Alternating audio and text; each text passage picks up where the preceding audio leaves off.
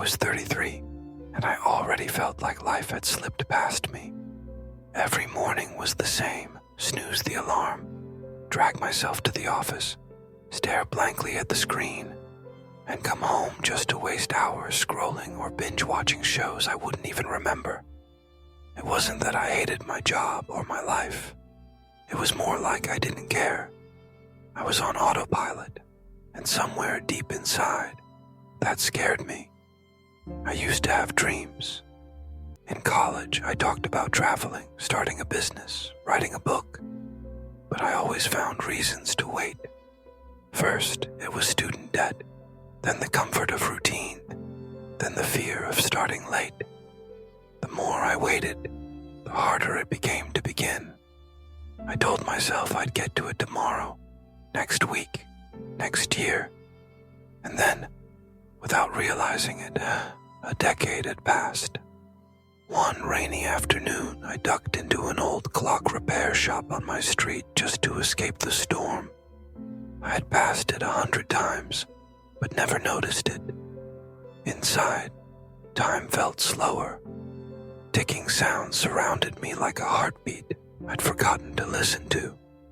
That's where I met Mr. Porter. He was in his 70s, small-framed, with a calm face full of deep lines, like carved time itself. He smiled and nodded when I entered, like he already knew I needed something more than shelter. He didn't speak much at first, just kept working on a grandfather clock, moving gently, carefully, like each piece mattered. Something about it made me uncomfortable. How he gave so much attention to every second. I think he noticed. "You ever think about how we measure time?"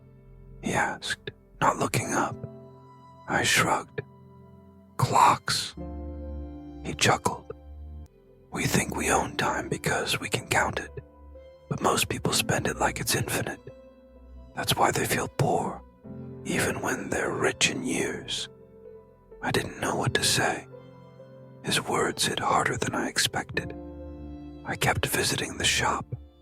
I never really planned to, but somehow I found myself there almost every week. Mr. Porter would tell stories, some about clocks, some about people, but all of them were about time. He told me about a friend he had in his 20s, full of dreams, who always said he'd start living when things calmed down. That friend died at 38, a car accident.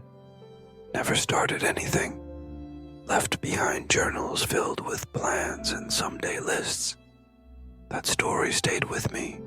It haunted me, because I was becoming that man. One night, lying in bed, I stared at the ceiling and asked myself a question that wouldn't go away.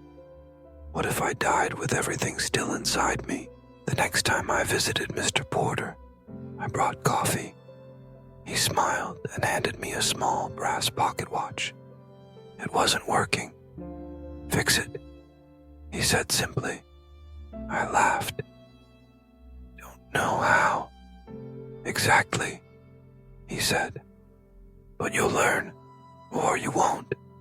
But either way, time won't wait." I spent an hour fumbling with tiny screws and gears, feeling ridiculous.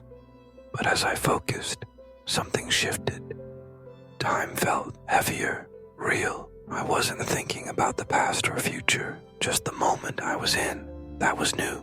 Mr. Porter watched me and said, "You know, people think wasting time means doing nothing.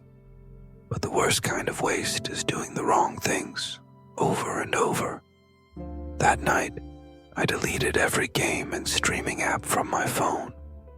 It didn't feel noble. It felt terrifying. I had used distractions like armor, hiding from all the things I hadn't done. Now, I was exposed to the silence I had been avoiding, and in that silence, I heard the sound of regret. But something else began to grow.